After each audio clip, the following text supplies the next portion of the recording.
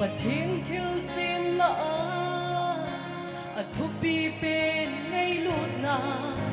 Patin til sim la a lo pi pen mi him de tu ni him mi him sim sen zo lo la Patin in ke ya di nang ma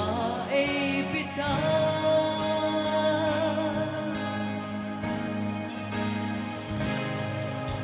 Iking ay lut na hin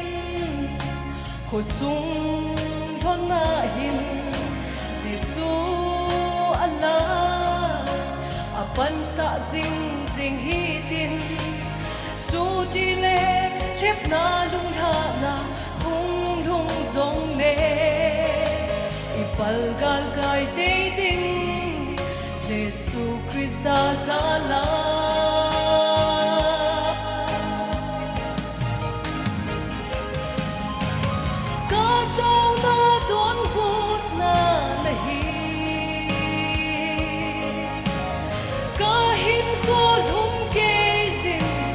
Ngai lu singing ting Chung patin thalin noya na umpi singing ye Kakite me tuni Adon sot ge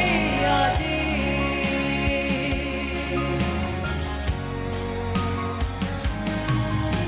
Lung sat lung han iko Ahung ting song le Krista giel sing kumin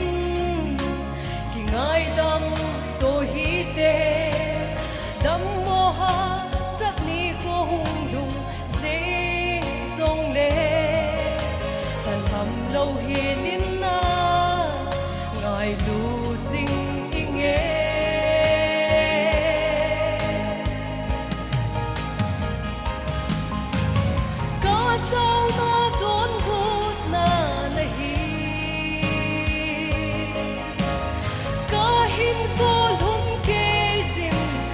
Ngai lu singing ting Chung patin halim noya na umpi singing ye Nagite me tuni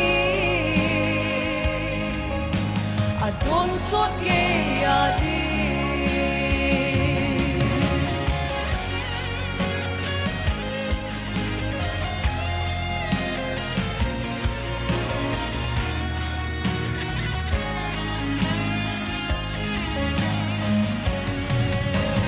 Hin ko sung thon na Abul Jesu hi sing hen Thì na day lau vin Ai khen so thon pon te Ha sa ken thay ni ko hung lung Zing song le Jesu keng bula Kitulut sing hite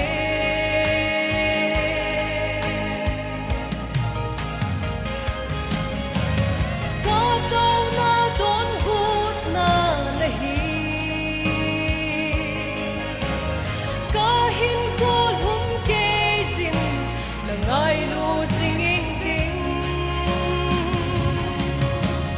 Chung patin halim noya na umpi singing ye Kakite me tuni Adon sot ge adi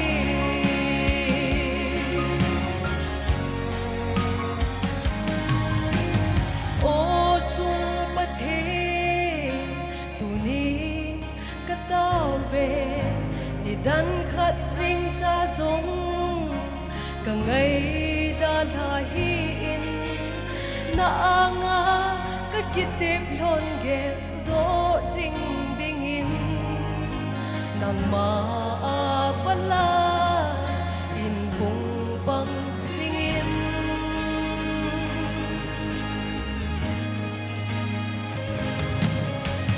Kataw na don gut na nahi Kahin ko lum ke sin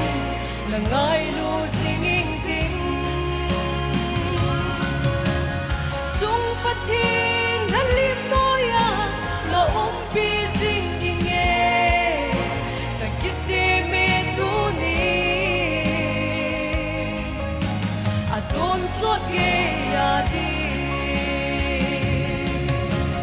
Chung patin halim noya Na pi sing inge Ka kite me tu ni Adon sot ge ya di